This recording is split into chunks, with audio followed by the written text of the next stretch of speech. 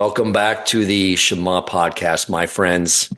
I have a incredible episode lined up, an amazing guest coming on, Rabbi Raphael Shore. And we're going to be talking a bit about anti-Semitism. And I'll tell you, this is something we've discussed before. And I've always explained it as that it's something very irrational because it doesn't follow the rules set forth in sociology.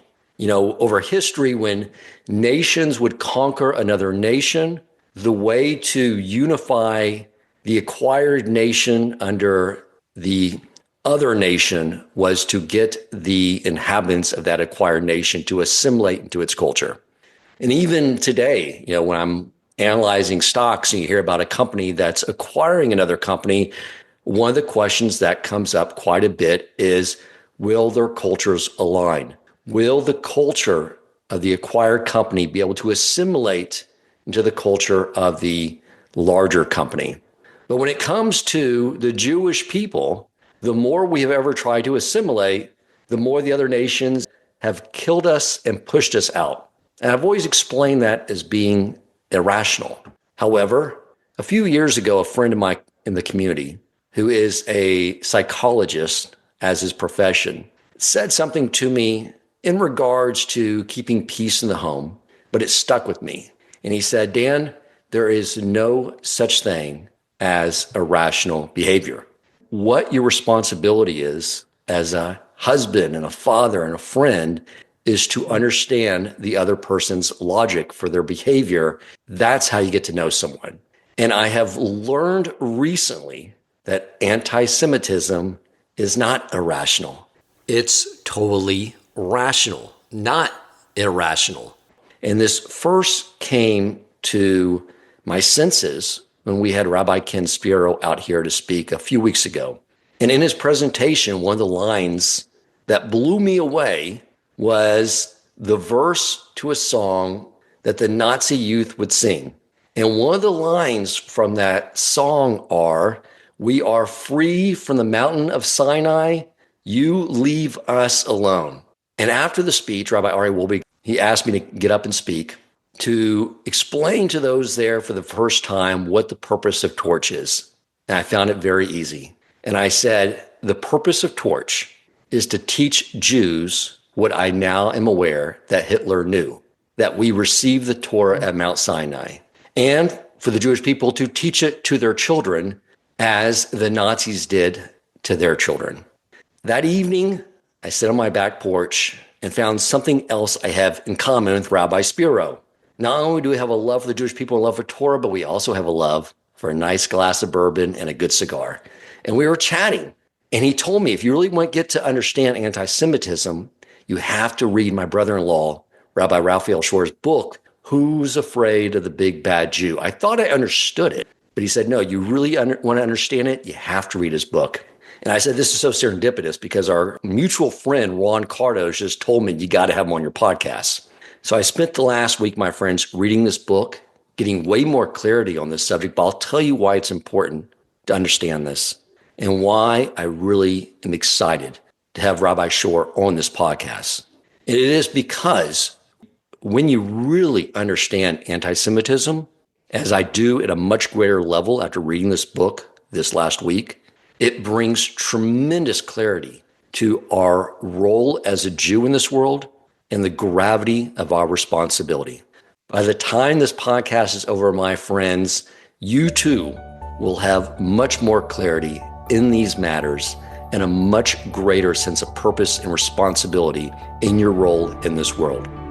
Welcome to the Shema Podcast, the podcast for the perplexed, where Torah insights, intertwined through personal stories, as well as interviews with leading Torah scholars, demonstrate the empowering qualities of Torah and mitzvot. For more great Torah learning through Torch, the Torah Outreach Center of Houston, go to torchweb.org. Now to the show. Rabbi Shore, thank you so much for taking time out of your day and joining us on the podcast. Thank you very much. It's a pleasure to be here with you today, Dan, and thank you for that beautiful introduction. I want to begin, of course, with you talking about your background. And, we'll just start there, and I'll guide you if you leave anything out, because your career has been so amazing at your contributions you've made to Clay Israel. I want to make sure we at least touch on all that before we get to what motivated you to write this book, and then we can discuss the book in a little more depth. Look, I don't want to give anti-Semitism too much credit. I will tell you the story of a pivotal moment, an anti-Semitic experience that I was a victim of. And it was fascinating, and it definitely had a profound impact on me. I'd like to think that somehow I would have made my journey back to Judaism without it.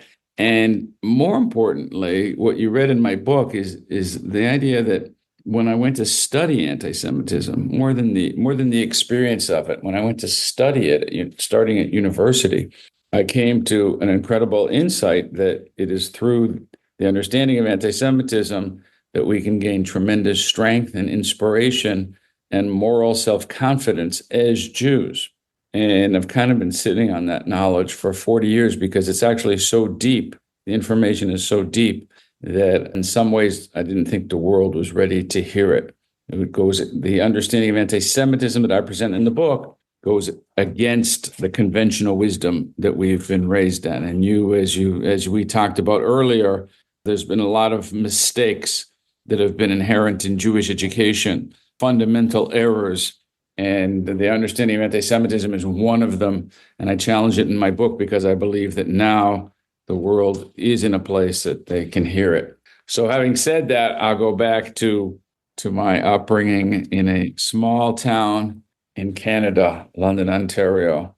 And it was a great place to grow up. And I'm saying that not just because my mom's in the other room listening, but it really was. I mean, the Jews were a very, very small minority. So I grew up in a non-Jewish world, and there was a handful of Jews. I think there was 20 out of 1,000 in my high school. But it was really nice. It was pleasant. There wasn't no sense of self-importance, no complications of the psyche, like when people grow up in New York.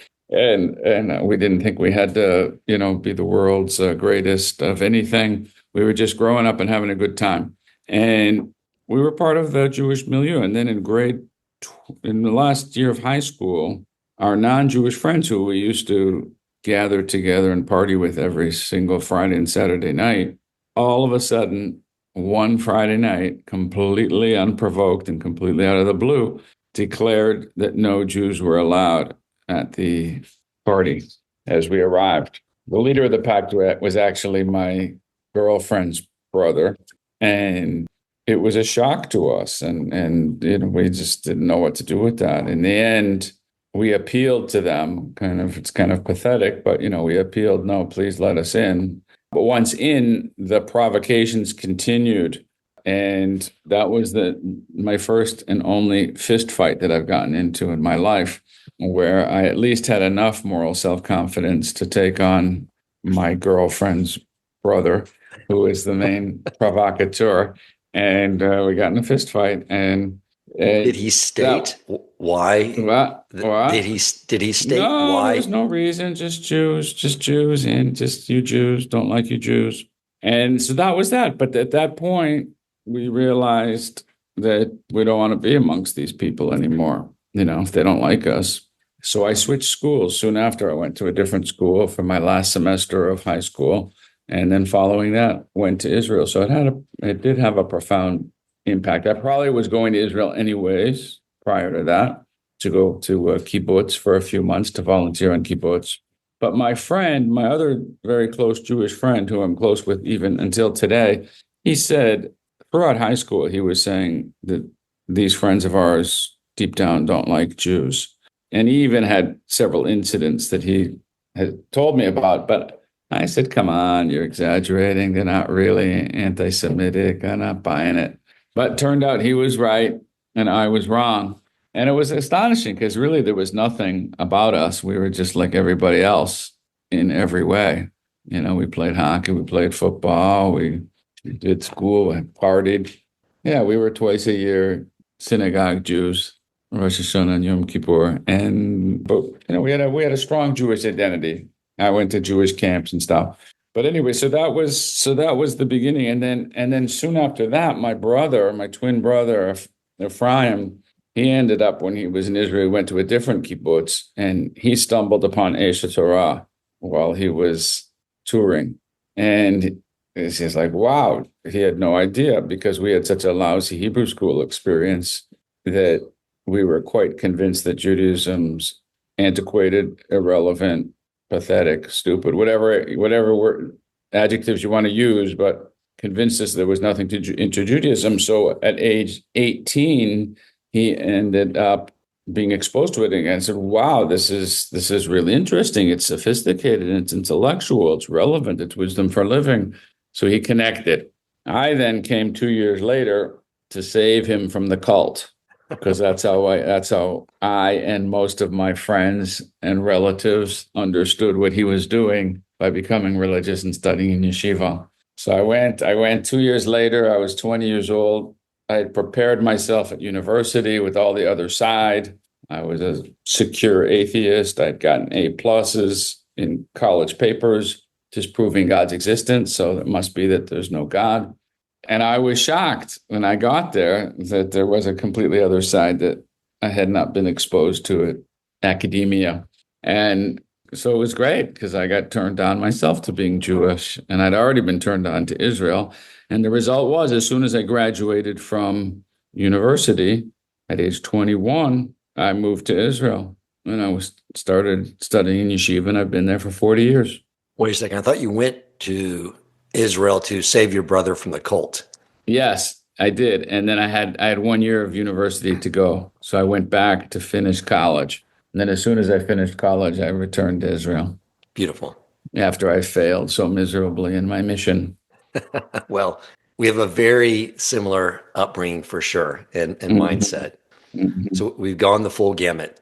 Yeah. So tell me about your career. It's fascinating when I look at all the work that you have done from everything from it's really all sort of encompassing around this, not only anti-Semitism, but getting world governments to understand the nature of the enemy of people who embrace, Jew or non-Jew, the idea of compassion, kindness, equitability with the law, things of that nature, and who we are up against.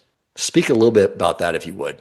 Yeah. So my fortune was that I'd been exposed when I went to Jerusalem when I was 20. I was exposed to Eshet Torah and Rabbi Noah Weinberg. And Rabbi Noah Weinberg's philosophy was not only that Judaism is so magical and beautiful and relevant that every Jew can find a way to connect to it, but also that it had a lot of responsibilities that came with it. So the main focus of Eshet Torah in those days was, if it is so meaningful, if you have rediscovered Judaism, being Jewish and the importance of the Jewish people, that you have not only a responsibility to live personally more connected Jewishly, religiously, whatever, but also to help the Jewish people. And that resonated with me, that there was a responsibility, since I had come from that world and I had understood how misleading the Jewish education was for the great majority of my generation.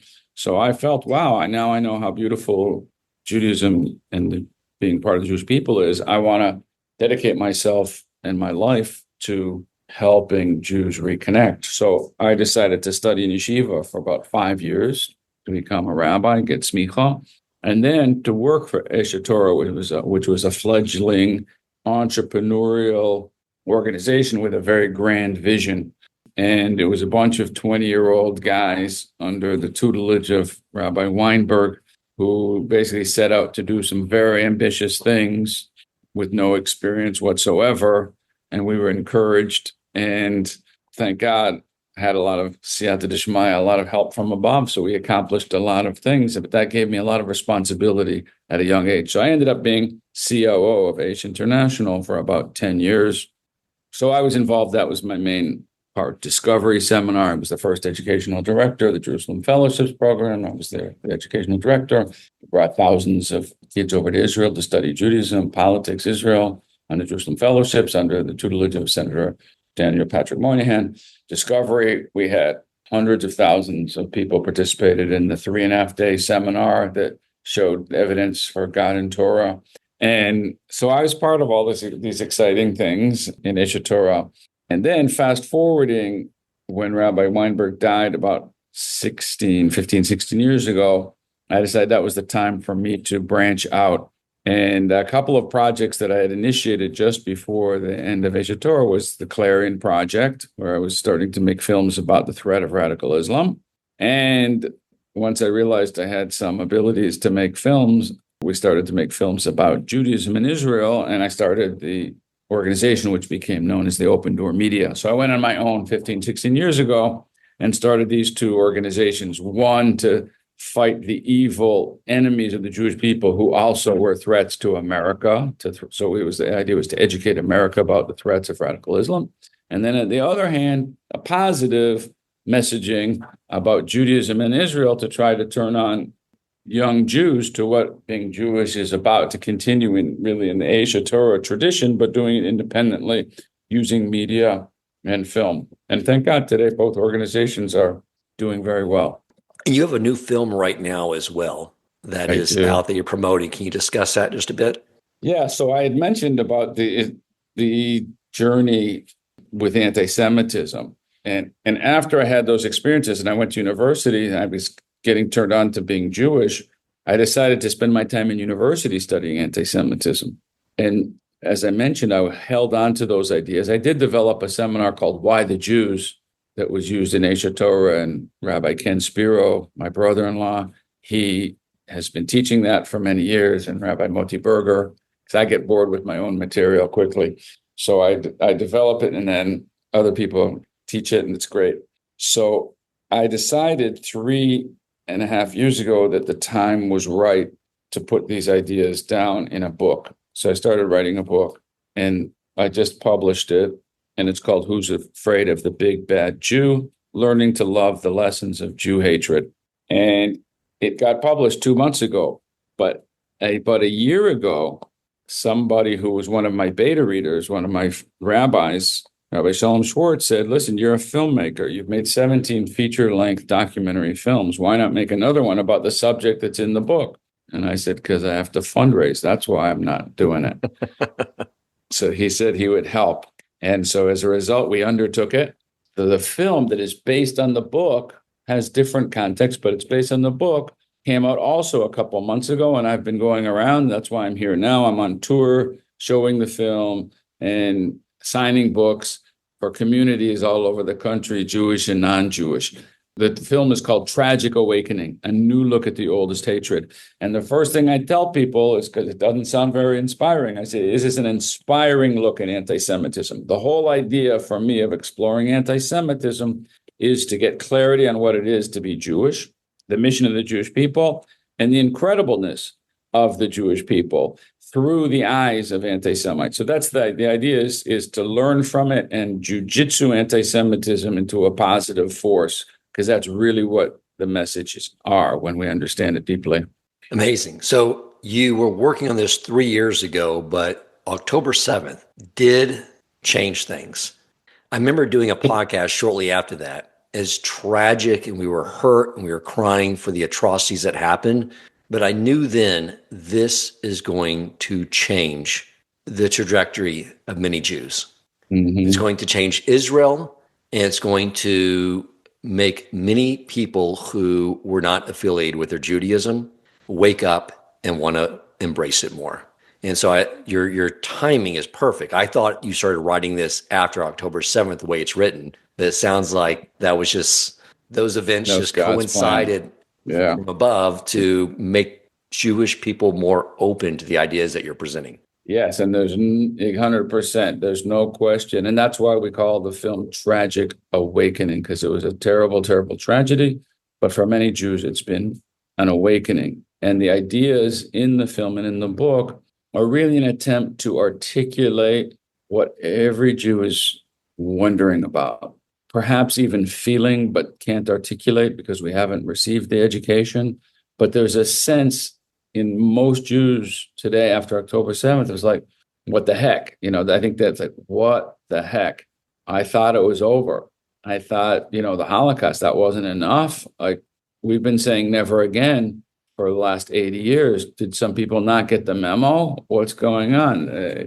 Right. They're still trying to wipe us out. It's shocking. And then you have to ask why.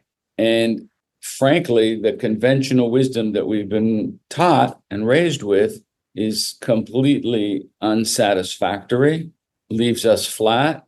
And more than that, is Prager and Toulouse say it's been de-Judaized. The Jewish mainstream conventional wisdom explanation for anti-Semitism is de-Judaized. What they mean by that is that they've taken the Jewish element out of it. They don't hate us because we're Jews. They hate us because they need a scapegoat. They need to blame somebody. We're in the wrong place at the wrong time. They're a little jealous because we have too much money. It's nothing really about us. And if it was someone else in that same situation, they would have gotten them too. And that is just nothing to do about being Jewish. And it doesn't make sense. It doesn't satisfy even the common sense test, because in every generation, we've been hated for every single possible explanation for hatred. In every generation, it's violent, it's genocidal, and it's explained in every way, in every opposite way, in every contradictory way. Too much money, not enough money, too much assimilation, not enough, some capitalist, communist, everything under the sun. So to accept it as such a superficial level as, that's what it is, they just need someone to blame, is really a disgrace. But this is how our generation has been educated. Yeah, I will say that, 5 or 6 years ago, I took my family to the Holocaust Museum here.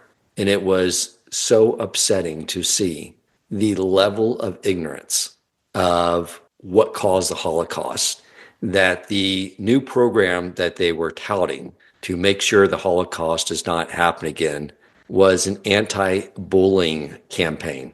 And I just walked out of there shaking my head like, you guys are just absolutely clueless.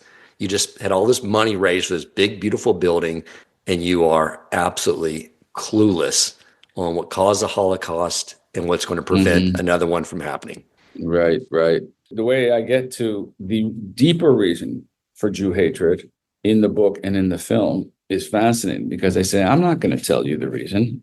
I'm going to listen to the anti-Semites and let them tell us why they hate Jews. And this is what we don't do very well. This is why we get so surprised on October 7th, because we don't listen very well to anti-Semites. I've been fighting radical Islamic nut jobs for 20 years and trying to alert the world to it, because I listened to them. I realized the peace process was not going to work because I listened to Arafat.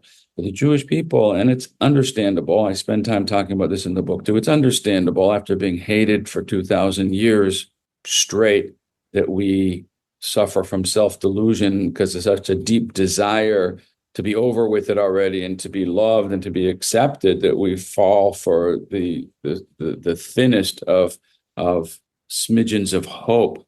And so that's what happens when Arafat says, oh, we'll make peace. We say, okay, and we start falling all over him and giving everything away. And we don't listen to the fact that he's telling the Arabs, don't worry, this is not real peace. This is a step towards destroying Israel. We hate them, and we're going to kill them, and we're going to take all of Israel.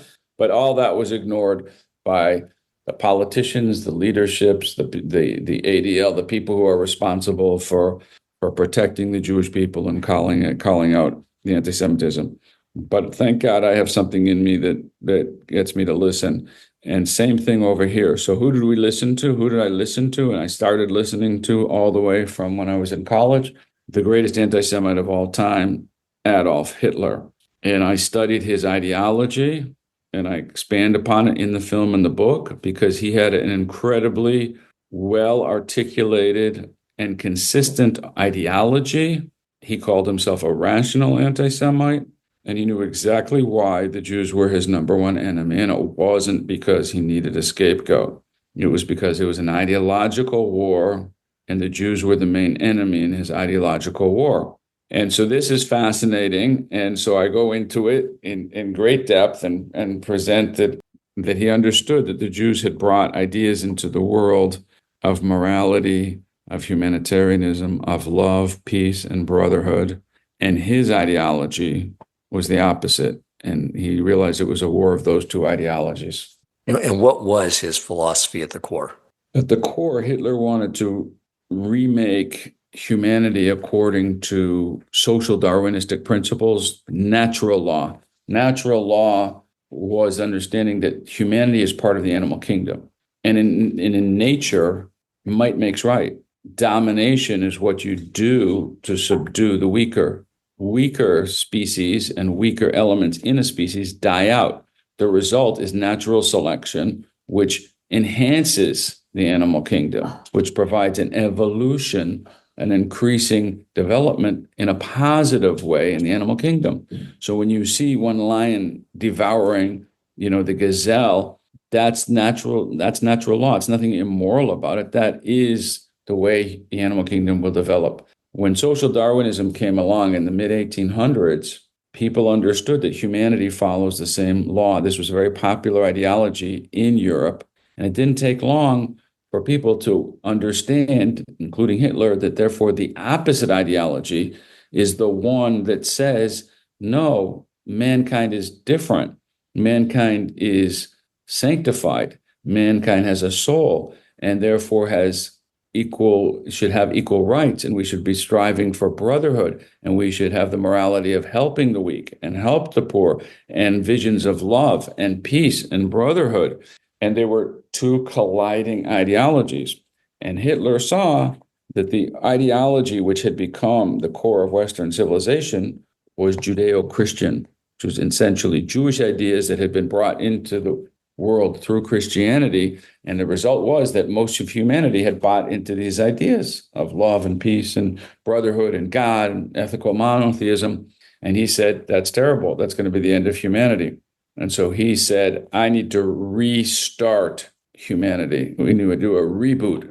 And the only way the reboot's going to work is if we get rid of those ideologies. So he was going to get rid of Christianity. He was going to get rid of Bolshevism, communism, because that believed in peace on earth in theory.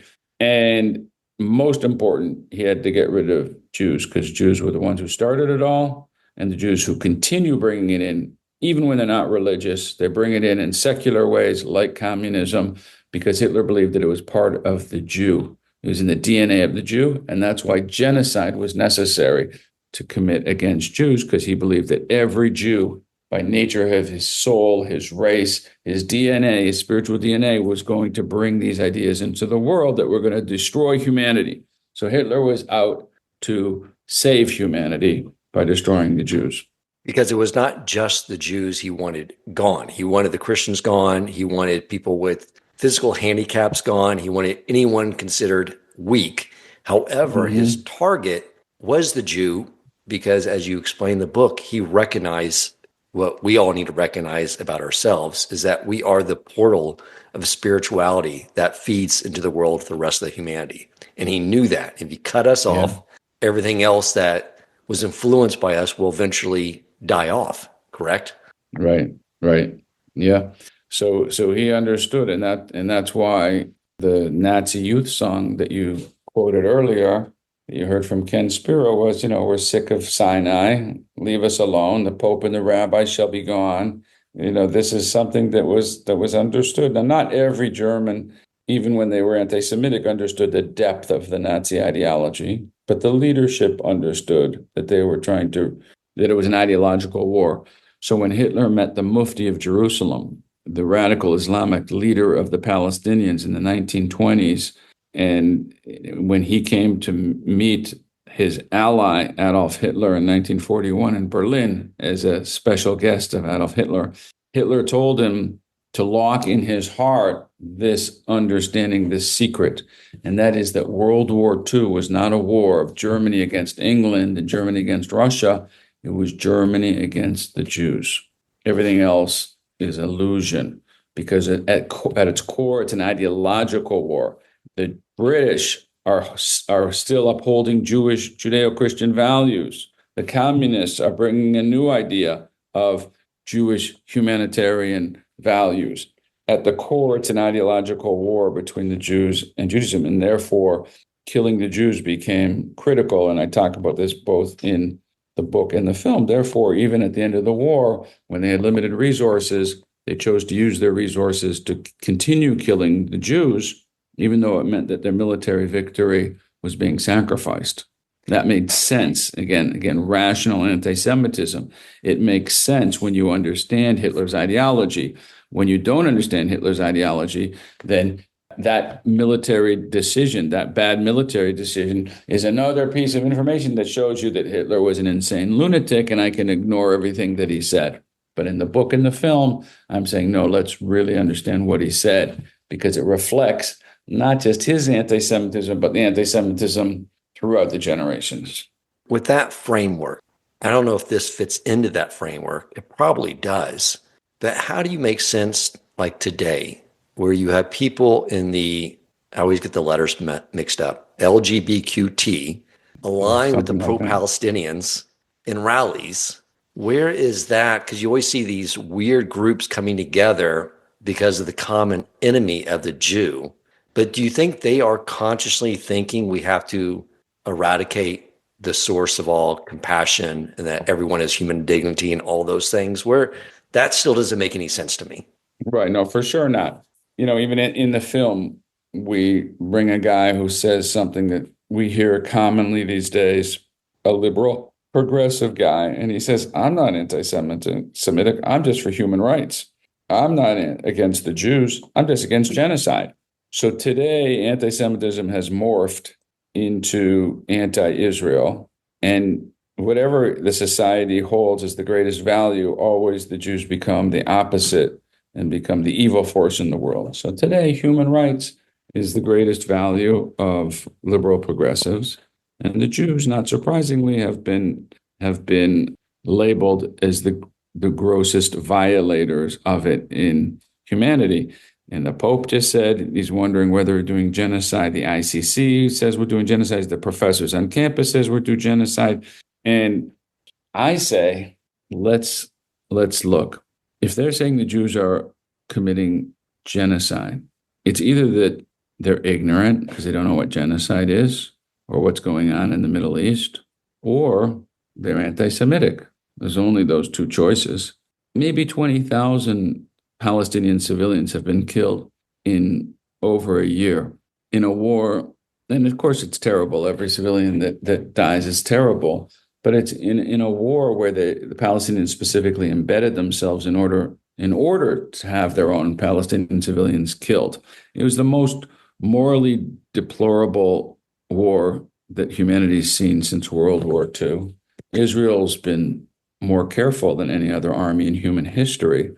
20,000 people. There was 14,000 Jews killed every day in Auschwitz, and there was another 100 camps, at least, killing Jews, and 6 million Jews were killed. Genocide is trying to intentionally wipe out entire people. If the world cared so much about Palestinians, they should have let them out of Gaza instead of leaving them to be in a war zone. They let 5 million people out of Ukraine. They let 5 million people out of Syria because that's human rights. That's international law of the Geneva Convention.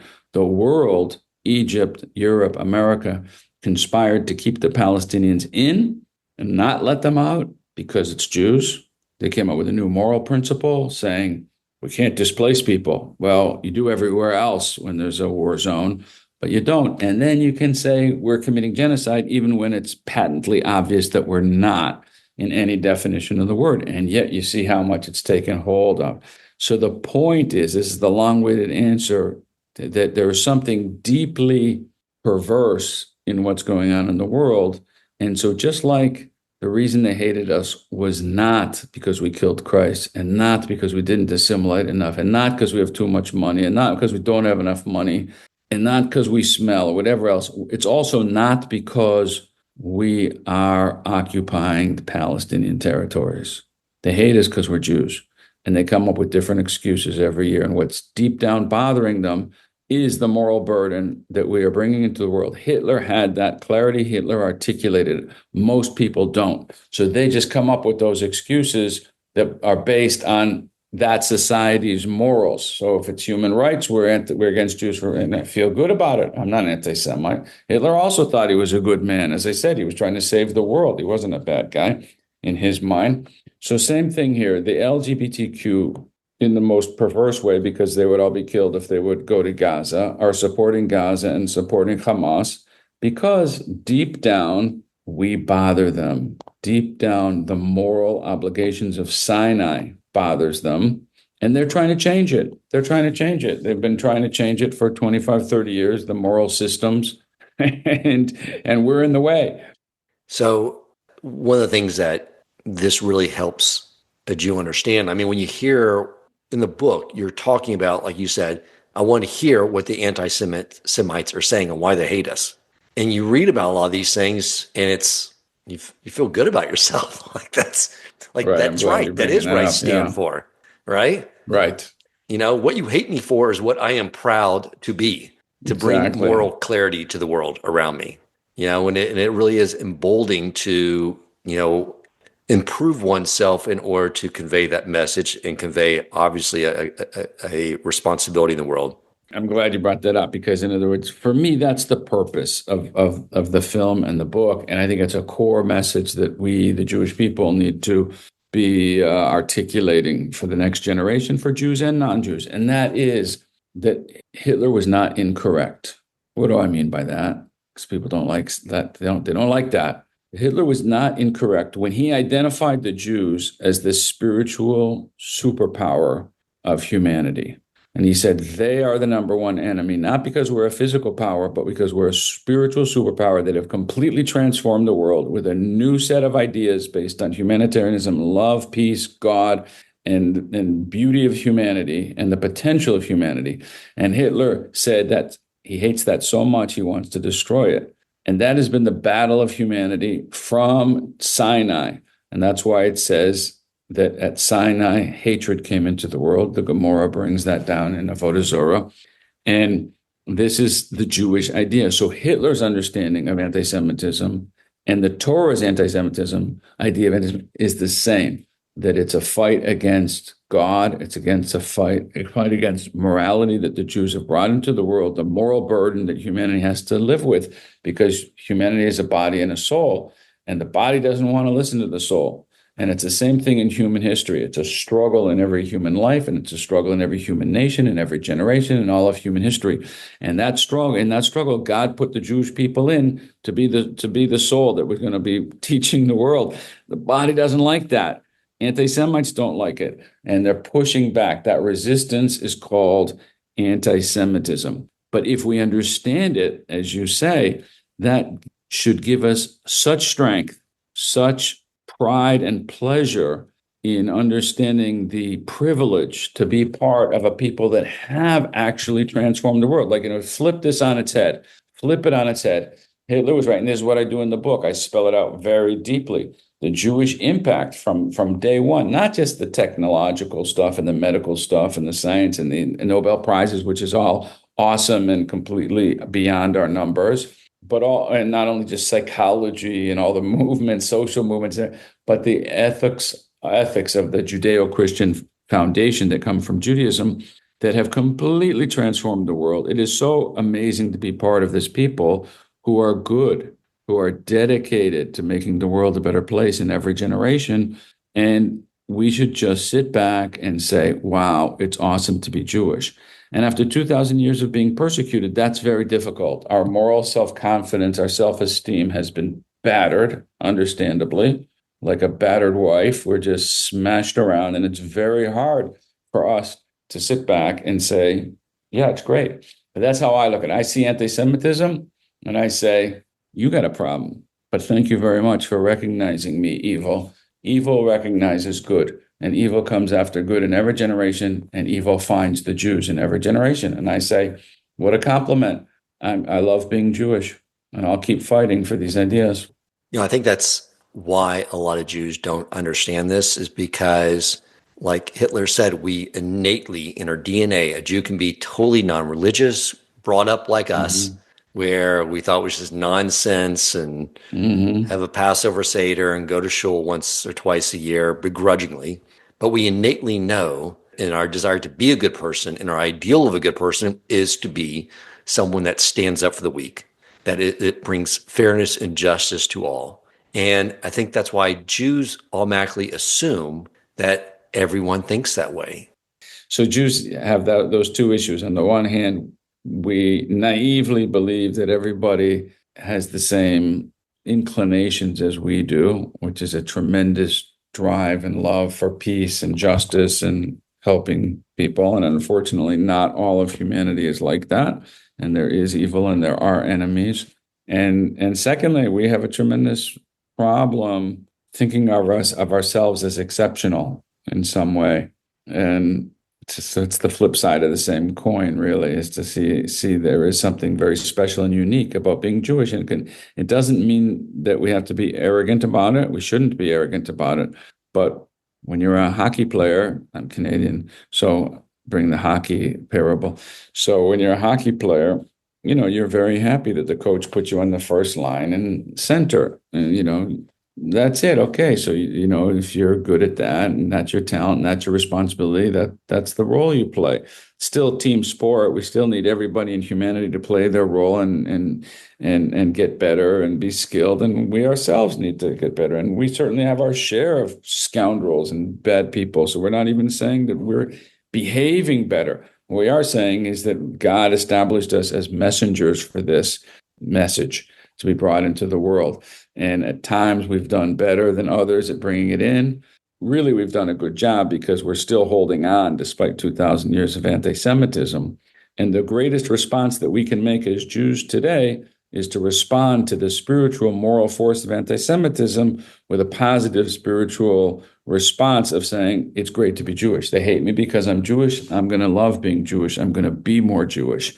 And that's what I do. At the end of the book, I bring a dozen or so personal stories of people, Jews and non-Jews, who have responded to the anti-Semitism, especially post-October 7th, with inspiring and very human responses to be better, to be more connected, to stand up for Israel, stand up for being Jewish, or even in their personal lives to be more observant. And that is the correct response. We're not going to necessarily end anti-Semitism, but what we can do is embrace being Jewish. I believe that will reduce the power of the anti-Semites. Beautifully said. A lot of Jews have an issue with the chosen people for this very reason, because also at the heart of a Jew is a sense of humility. That's in our spiritual DNA as well. And the idea of being a chosen people, we shirk it off like it's a sense of entitlement. We don't want that. Instead of what you lay out in your book is, no, it's a responsibility. And when you understand you have this responsibility to reflect the higher ideals that our Creator has for mankind, then what that means is, like we say all the time too, like you want to do a Kiddush Hashem. You want to make sure that you are projecting yourself in the world in the most refined manner possible. And I think if Jews would understand that it's the idea of a chosen people, it might change their mindset and they might embrace their Judaism in more outwardly fashion as a result. Yeah, it's possible. And at the same time, Jews really do have a problem saying it. And I'm sensitive in the book. I talk about our role. I talk about what Hitler understood our role to be, and what anti-Semites said, and philo-Semites who see the same phenomena of Jewish impact, but embrace us and like us. You don't have to be anti-Semitic just because you see Jewish impact. But at the same time, the Jewish people really do have a problem with uttering those words, chosen people. So in the book and the film, I'm very careful to couch it carefully. And then I've presented, it's humorous, I've presented the film several times in the last couple of months to Christian groups, and they come out of it loving it. And similarly, everyone who's been watching it has been deeply impacted and saying that they want to make sure everyone they know sees this. And that's a wonderful compliment. But the Christians always say, why didn't you say it more clearly? Why didn't you say it straight on the head? You're the chosen people. They hate you for being the chosen people. And I say, because Jews won't listen. Jews won't hear it. Yeah. I've been at Passover Seders back in my younger years where half the people there were Christian, half were Jewish. And I would tell people only half believed that the story we were about to tell, and the half that believed it were the Christians. because for a Jew to accept the truth of the Exodus from Egypt and receiving the Torah comes with a whole host of responsibilities. For Christians, as it's 613. true, you just go on with your day the way you had before. So Right. Because in it's a tough Christianity, struggle. it's about having faith. So if they have faith, they're good to go. In Judaism, you have to accept a lot of moral responsibility in the mitzvot. So it's a whole different proposition. And as a result, it's very difficult for Jews to accept the assumption. If there were no consequences to the assumption, it would be easier. And you're right. That's why Christians very often are more easily accepted. We used to see when I was at Aish Torah, some people traveling together would come to visit Aish Torah, and it was a mixed group. It was always the Christians who were much more animated and excited about hearing the ideas for the first time. They say, "Wow, this is awesome! This is such wisdom! This is incredible! Wow!" And the Jews say, "Oh no, I know where this is heading. I know where this is heading. I'm not going to get excited about any of these ideas because I know the responsibility is right behind." Right, exactly. We were chosen because we are stiff-necked people, which makes us harder to be sold.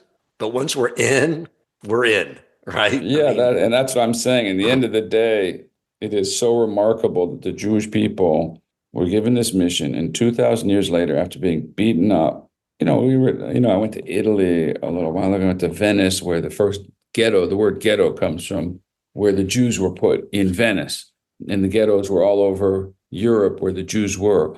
But it wasn't like for 10 years or 20 years. It was for 400 years. For 400 years, Jews were in ghettos. They couldn't come out, except for certain hours of the day. They couldn't have professions. And that was just a piece of history. There was the Inquisition and the exiles from every single country in the planet. And the fact that we have been able to hold on and be in Israel today, we're like the top 5 happiest peoples in the world, even as we're facing wars and challenges, etc. It's just a remarkable story of resilience. And you're right, that's the positive side of our stiff-neckedness. And I think when God looks down and sees what's going on with the Jewish people, he's got to be impressed with our ability to stick with him, even after all this long journey. And even though many Jews in every generation slip away and lose the plot line, so many of us have held on to it, and so many more people are open to it. And again, that's why I think my book and the film in this generation, in this year, has a lot of resonance for people. And I'm hoping people will have the opportunity to read it and watch it. Well, yes, I'm going to put a link in the show notes for all. As Rabbi Ken Spiro said to me, it's a must read. I'm going to echo that to you now that I've actually read it over this last week. It is a must read. You need to understand this at its core. You need to make sure that your children understand this because, again, in the end, it is very empowering. How can someone go about watching your film, Tragic Awakening? The trailer is on YouTube, Tragic Awakening. There's a website, tragicawakening.com, or they can get it and the book from raphaelshore.com. The book's available also on Amazon. And they can go to the website and find out when screenings are happening. And also they can sign up, and we will let them know when we're doing online screenings. Because once a month or so, we're going to do free online screenings. We had 1,200 people signed up for one we did 2 weeks ago. And then we're going to film. Right now, we're doing screenings in communities. We're going to film festivals. We're doing major events. We're doing conferences. If somebody would like to organize an event in a community for their church or their synagogue, they can get in touch with us also through the website, raphaelshore.com with a PH. And they can reach out to us and we can help them organize a screening. There's a small license fee. That's how the film will be available for the coming months. And that's why I'm traveling all over the country. And come March or so, we will make it available for free on a platform for everybody to watch even more easily. I will put that link in the show notes as well. Rabbi, is there anything else you want to add to this discussion? Well, I'm inspired by your story, Dan. And I think, like you started off with, is that I think that this information and these ideas are so fundamental to what it means to be Jewish. And that's the core idea. Through anti-Semitism, we can learn what it means to be Jewish. And it's very positive and very inspirational. And so rather than being beaten down by it psychologically, we can gain empowerment. And I'm very hopeful and optimistic that many people who are wondering, like we said also at the beginning, when everyone's wondering today what's going on, well, we have here answers that can really help everybody get clarity and empowerment. So I'm hoping that people will take advantage, and I'm available if anyone has questions about it. Beautifully said. I think you wrapped up everything the way it should be. I'm delighted that you came on. Again, the book changed my perspective on so many things. I'm grateful that you wrote it. I am looking forward to watching your film and appreciate everything you're doing for the Jewish people. Thank you so much. A pleasure to be on your show, and you should have lots of luck in the future too. Thank you, Rabbi. If you enjoyed this episode, please consider supporting Torch so they can continue to spread Torah wisdom to the world by making a donation at torchweb.org and clicking donate in the top right corner of the page.